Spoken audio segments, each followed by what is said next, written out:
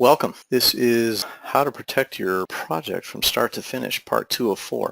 This is a Clear on Black webcast. I'm Carl Ross, President and CEO, and Clear on Black is a bespoke interior architectural design firm specializing in upscale and luxury hotels and resorts. We help hotel owners, operators, and developers gain a dominating market presence and greater profitability by unlocking the hidden potential of their properties. Clear and Black webcasts cover hospitality design topics that affect the hospitality design community, owners, operators, developers, architects, and purchasing agents, and other allied hospitality team members. I and the occasional guest speaker talk for about 30 minutes and then take your questions for a few more. So this is the second part of a 4-part series on how to protect your project from start to finish, and it's project definition. In part 1, it was an overview. I kind of give a 10,000-foot view looking down and see what we have. And really what this whole series is about is an aggregation of what I guess has come to be a collection of best practices and some experiences that we gained in doing this for 30 years. So as I started out in the industry and looking at how projects went, and I thought pretty much everything was the same. But as I got a little more experience, I started to realize that some projects were really great and they worked, and I didn't really know why. And then some projects didn't work out so well, and I couldn't figure out for the life of me what in the heck was going on with these things. So after time, I started to realize, I started to see patterns. I started to see things. It's like, well, gosh, this worked really well here. Why wouldn't it work well over there? So in fact, those kinds of practices and those kinds of principles do apply across a multiple spectrum of projects in this industry. So what we're going to look at is in our agenda today, we're going to see a couple of things. We're going to cover determining the project scope. What goes into the scope? What are the pieces inside of that? Then we have project schedule. What's in the project schedule? What things do we need to be paying attention to? What should we be looking at? Then we have the roles and responsibilities of the people that are affiliated with the project. Who all's on the team? Then there's another piece to this, which is the project budget. And project budget is such an important component that it actually is the third piece, which is next month. And we'll touch on that. So don't think I'm ignoring budget. It is super important. So we'll go ahead and cover that in next month's deal. So when we look at the various pieces and all the elements, we start to figure out, like, all right, we need accurate definitions of every single thing on here, because the more specific we are, the more accurate we are, the less chance there's going to be for something to go haywire, something to slide off the rails. So one of the things that we've developed and we've put into place on a variety of different things is what we call SMART goals. And SMART is an acronym. So I'm going to give you some examples of what this is and what these all represent. So the first piece is the S, and that's specific. And that is, let's say we want to be as specific as possible so that we know what the heck are we working on. Well, let's say the example would be full renovation of 450 guest rooms. Okay, so that's pretty specific. All right, the next piece, measurable. An example of that would be, we're going to rebrand this property using new operator standards. Okay, that's measurable. Here's a book of standards, and we have to follow these in order to change the brand definition. Great. So the A is achievable. Now, is it something that we can really do? Well, in this instance, let's say we've got 450 guest rooms, and we're going to rebrand to a new operator, and we're going to now choose to achieve that we're going to take it from 4 to 5 diamonds. We're going to bump their mobile a little bit. That's achievable. We can do that. We know we can do that. But what are the other pieces that are related to it? Well, it's got to be realistic. Now, if we have 450 rooms, new brand, 5 diamond, are you going to do that for $200,000? Probably not. So the realistic component is it, okay, an $8 million renovation, that's a little closer. So you look at 450 rooms, $8 million, that's under 20, yeah, we can do that. So that's the realism component. And partly you're testing these as the project is given out. That's a way to qualify it to see, are we starting out on the right foot? Well, the last piece, of course, is it's got to be timed. And that is, it's got to have a start, and it's got to have a finish. It's not just wander along. We got to know when we're done, okay? So in this instance, we've got the 450 room renovation. You got a new operator. We got a new 5 diamond piece that we're going to hit, and we've got an overall project budget of $8 million, 18 months to do it. Yeah, okay, that works. I think that's going to be okay. So the SMART goals really do help on the front end, and it helps all the way along. So how we start to look at things is, all right, what's the scope? Let's determine the scope. Well, here's the thing, and I've seen this so many times. What's the perceived scope? And what's the actual funded scope? And those are vastly different oftentimes. I've been at kickoff meetings where the perceived scope is we think we're getting the sun and moon and the stars, and the actual funded scope is you get a telescope. And you can look at the sun and moon and stars, but you certainly aren't going to have them. So understanding the perceived scope and getting that defined by the owner and the operator and whoever the decision makers are, and finding the actual funded scope is very, very important. And that's got to happen at the very first meetings. That's got to happen. That's got to be super clear. Next piece is who specifically determines that scope.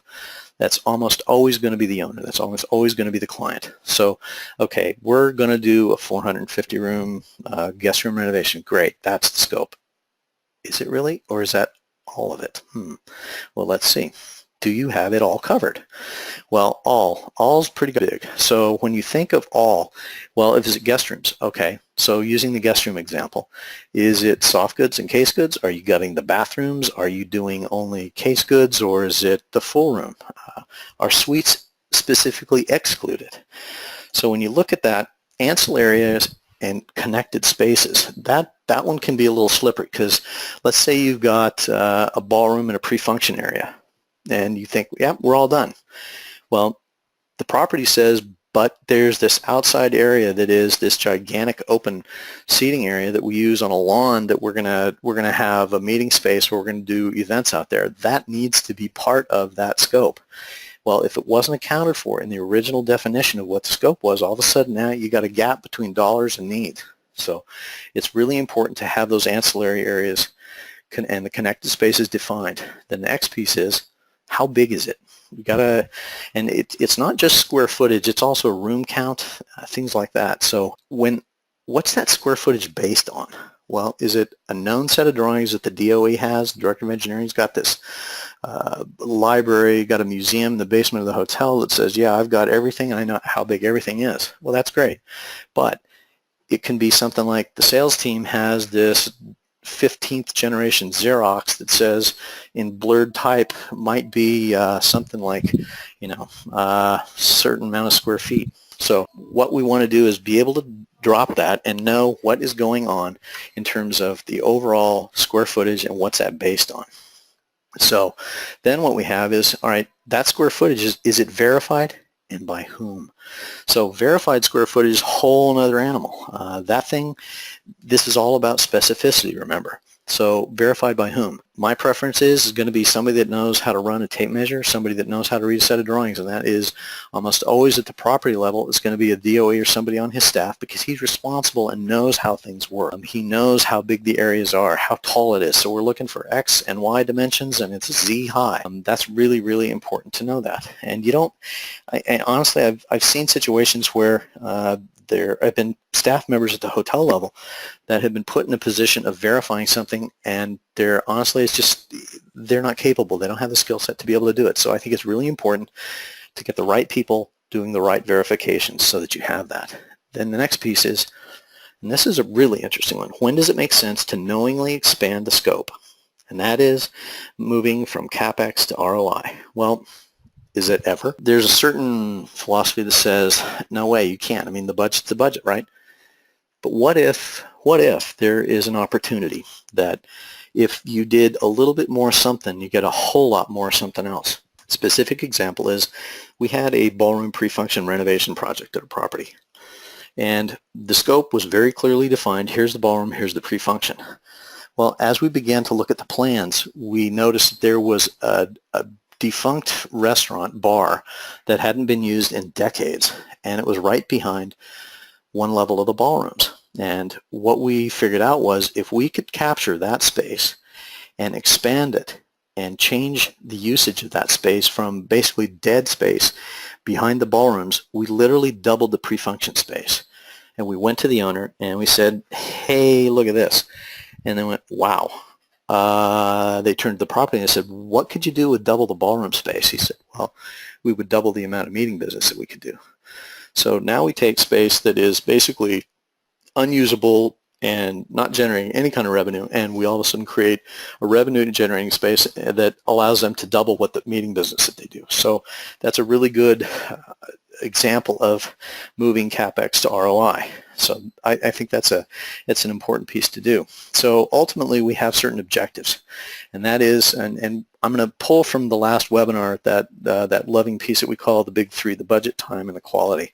And that is, all the stakeholders have to have a clear idea as to what the purpose of the project is and what the client objectives are. And it seems like such a, no kidding statement, but is it budget is the most important thing, or is time the most important thing, or is quality really, really important, and the other two are going to be subordinate to that? So that's a real key piece.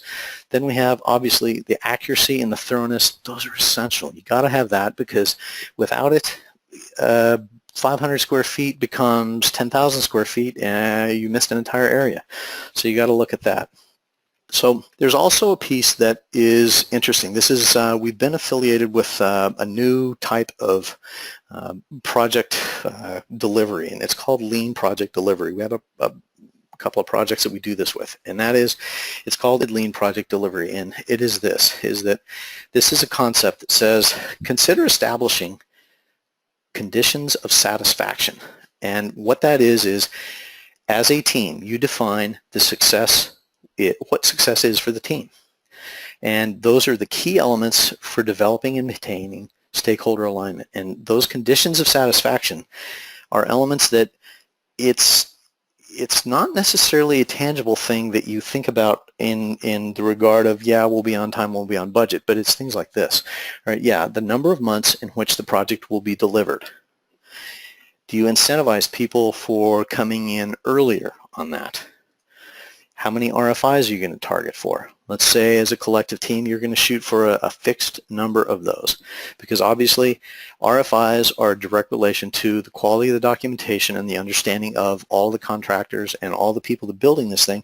Is what do the documents reflect, and is that true? Then what about the number of change orders?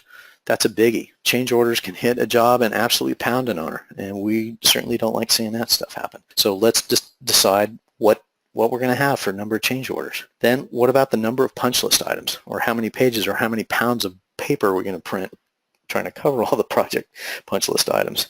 And then the last piece is, and we see this come up on a number of projects, and that is from the get-go, the owner says, okay, we've got X target budget.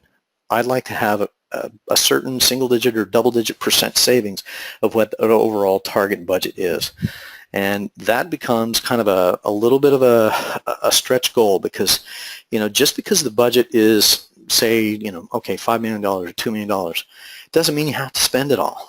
And it is always the owner's prerogative to spend what they want to spend. And that's sometimes hard for a designer to hear, but you really need to get that. And that's how this works. That's how management of budgets and controlling projects works. So, all right, now that we've got kind of the objectives on determining the scope, the next thing is we got to look at project schedule. So when we look at project schedule, there are a whole lot of different kinds of schedule formats. Each of them is valuable in their own right, and certainly they have an application for each of them. So the first one would be, all right, it's a shorty little document. It's, this is a paragraph. This is taken from a project that says, okay, July 6th, we got a site visit. We're going to have conceptual design started. August, we got presentation to operations team. August, we're going to complete design changes, the FF&E. October, specs and drawings we issue. And March 30, the installation and opening. So this is a soft goods renovation. This is a short project, and it's not particularly complex. There are no additional consultants. Perfect use of what this is. Does there need to be more? Not necessarily. Not necessarily. So the next piece is, okay, there's a calendar based, and that is taking out your MS, whatever your program is, and start to put lines across dates and months, and what are the milestone dates, and what are the tasks and events that you have to do, and what are related to that. Next piece is Excel. Well, Excel is great because the columns and rows. Personally, I can't stand Excel, and it's confusing. But what this does is it gives a great amount of detail. It's from tasks and assignments of who does what and is it completed, and you can track it, which is great. You have start and finish outlined. You have who's responsible, the impact, is it low, medium, and high impact, and you start to have different levels of priority to things. It's great, except that it doesn't really give you a clear picture of what things are.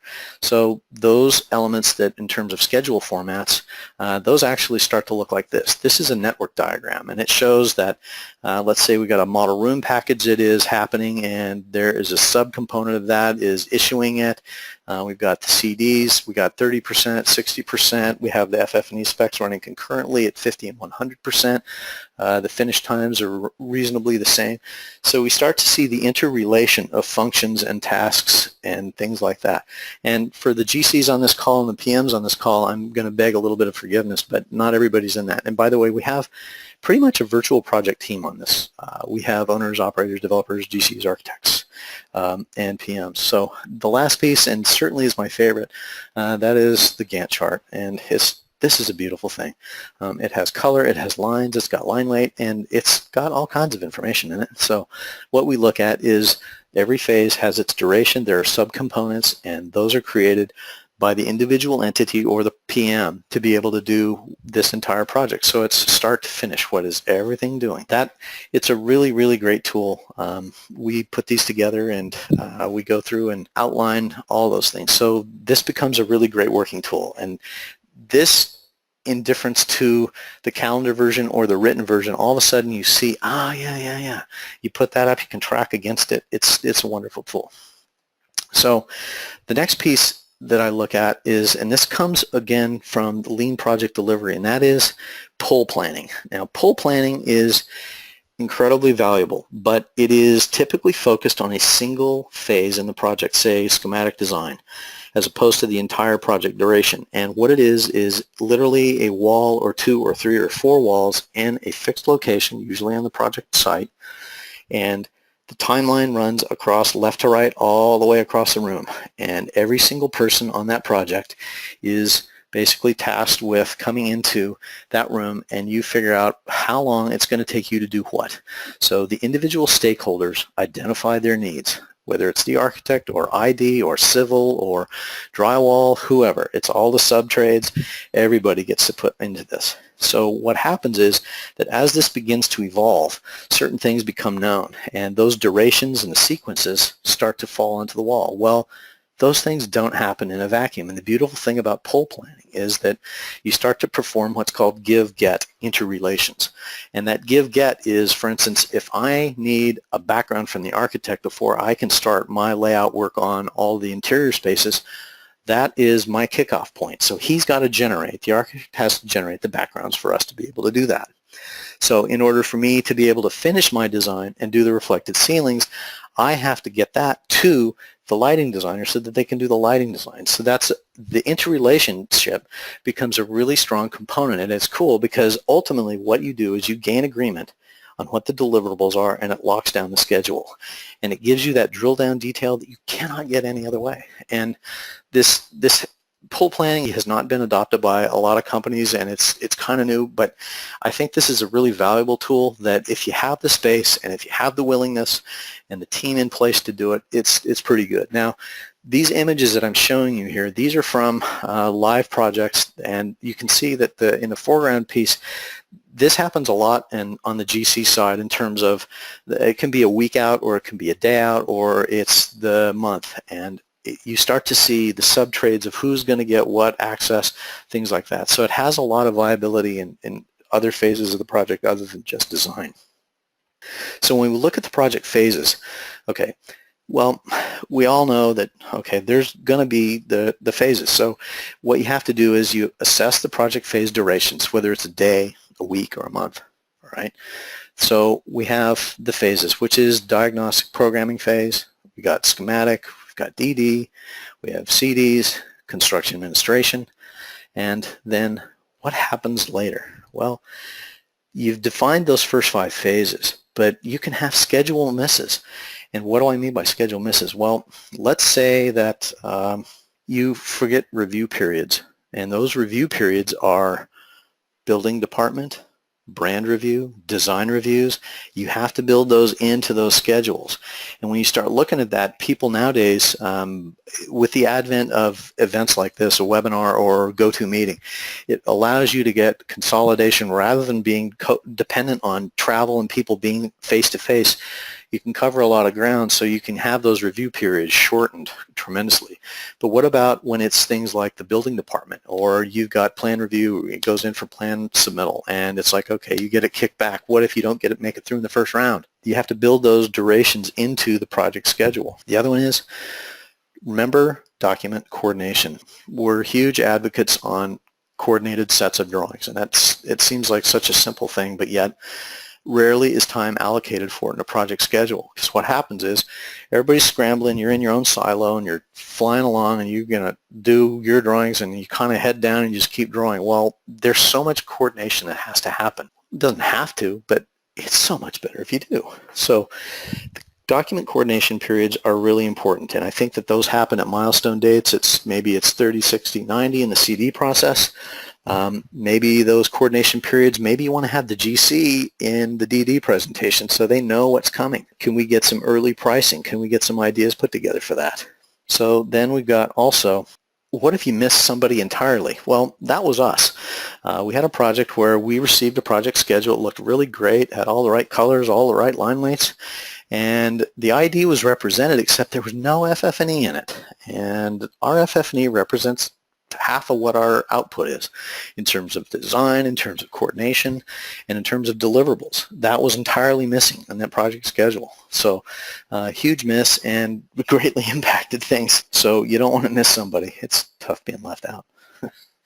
Okay, then scheduled timing. When does all this get drafted? When does it get put into place? Well, it's preferable that that initial schedule is put together by the owner, the operator, and then it evolves and it's refined as everything becomes known, and it's piece by piece, element by element. So I would regard it as very malleable. This is a work in progress. It's a living, breathing document. It also is nice that when you include the RFP, have that schedule as part of it so that the bidding people, the candidates, can vet it out.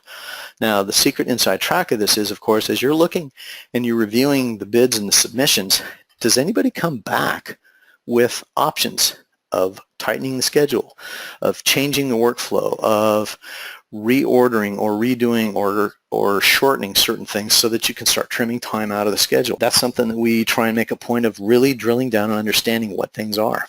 That's a good piece. Then another piece is, once the team is established, you need to meet and confirm the viability of the schedule. And this is kind of a double check, really. But something I just have to say is that the team should have the ability to call BS and be heard by the owner. There may be things that have missed. Maybe there are certain oddball conditions that weren't accounted for in the original schedule. Maybe there's an economic thing. Maybe price increases. There's all kinds of things that happen. But just have the ability to be heard and adjust if it is legitimately needed. And then the last piece, are there any special considerations? Well, what would a special consideration be when you're looking at just a blank schedule with a bunch of bars and durations on it? Well, is it a union or a non-union job? What is the trade pool like? Are there geographical constraints that would mean that you've got less trades in a certain area? It could be that you're in a mountain location in the Rocky Mountains. It could be you're on an island far away and there aren't enough tile contractors to do a job that's that big. So the other option is, what happens if there aren't enough trades? Then you have to import. You're bringing people from outside the area. They're driving, they're flying. Then you got housing costs, you've got increased costs, you've got potential schedule overruns, you've got potential, are you running 2 shifts or 3 shifts? So all of a sudden you start to look at that. Those special considerations need to be accounted for, and you're looking at that. So that kind of covers our schedule issues. All right, so now we're going to look at determining the roles and responsibilities. Well, okay, so how do we identify and hopefully control all of the project variables? Well, all, again, we talked about that. All is pretty big. So, well, we got team members. Okay, so we know we're going to have team members. How do we control that? Scope, the areas. What are the subcomponents? What are the ancillary spaces that are related to it? How do we define that? What are the budget responsibilities? Whose budget's it coming out of? Is it a GC budget? Is the operator budget? Is it FF&E? Which part of the FF&E? Then you got design responsibilities. Okay, who's responsible for designing it? Maybe more than one person. What about documentation? Who's responsible for that and how much of it? Then we look at the administration of it. Okay, so that's, once it gets underway, it's starting to get built, there's a lot of things that happen, not just on the GC side, but the FF&E side. So the administration responsibilities, how do you figure out who's doing that? Then you look at purchasing. And okay, so now we got who's buying the stuff. Well, so are we done? Nope. We got one more, and that's installation. So if it's all designed, if it's all budgeted, and it's all documented, administered, and purchased, somebody ought to install that stuff. So again, we have to identify who specifically that is. So what would this document look like? How could you possibly manage these 8 different crazy variables? These are all 8 different moving parts, and they all have to move together as seamlessly as possible, and no surprises. Well, that document is the differentiation document, the diff doc. This is a document that identifies and organizes all 8 of those variables in a beautiful, seamless, wonderful little piece that says who does what, when, how, and who's paying for it. So what does that look like? Well, I took an excerpt from one of ours, and we created this for a resort project. And what we identified was, you can see, there's the GC budget. That's all the basic construction responsibility of the GC. The FF&E, well, we had 3 different FF&E components. That's public area, spa, and guest rooms. Okay, OS&E should be in there as well, but at the time that we did this, there was no operator assigned to the project. So remember that this also is a living, breathing document. This thing grows, and as more knowledge is gained and more things are specified as far as who's doing what, this thing grows. So you'll notice on project team members, you've got the architect, acoustical, you got art, all the way down, A through Z basically, all the way down to vendor, water feature, pool consultant. Do you need all of these all the time? No. But what this is, consider it to be a prompt. Consider it to be, oh wow, I forgot about fire protection. Or maybe we don't need a graphic designer. Or do we need a signage vendor? Or is that going to be sourced out of the FF&E budget? So when you look at these things in this differentiation document, populating this team member list is really, really important. So the next part of it is, all right, once you've defined the people playing, you got to figure out where we're all playing. Okay, well, it's not, obviously we're an interior design firm, and we have a certain perspective, and we have a certain purview that we're responsible for.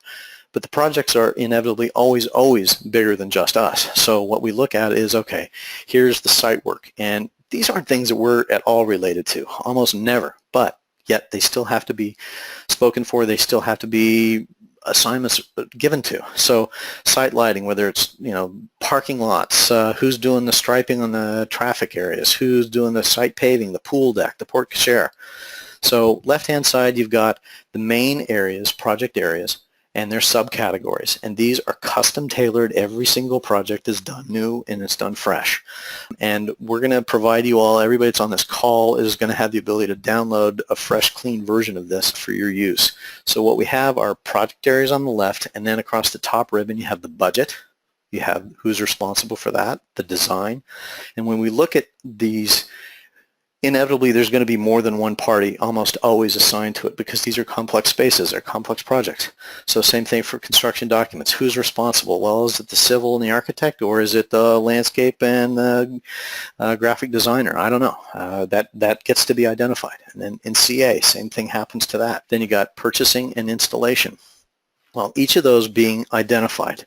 That's pretty cool. So what happens if you have, okay, site work, that's pretty straightforward. Now, when you get inside the building, what happens if it's really complicated? Well, it's always complicated. So what we try to do is we consolidate like spaces that have the same variables and constraints placed on them, so that, for instance, in public areas, you can see we've got the registration area, we got the lobby bar, we got specialty restaurant, wine room, banquet, pre-function, 3 meals, so on, all the way down to the fitness room. So all those public areas are going to have the same amount and the same assignments to all of them.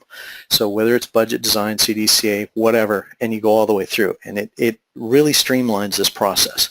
So when we start looking at the complexity of certain spaces, I think it's important, if there's something unique or different about a space, it should have its own category, or at least You think about it. It's important to do. So then you look at what are the pieces. All right, so furniture.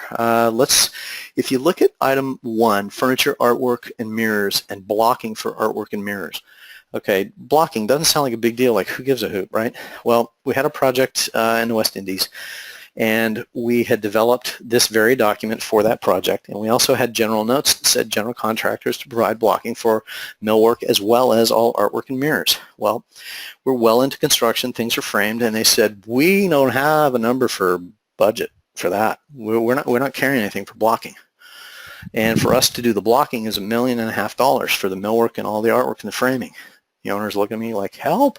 I said, don't worry. It says right there in the diff doc. He has to provide it. So what we ended up with is, yeah, we've got a little bit of time invested in this thing, but one single line item was $1.5 million save. So if it is on this document, you do it.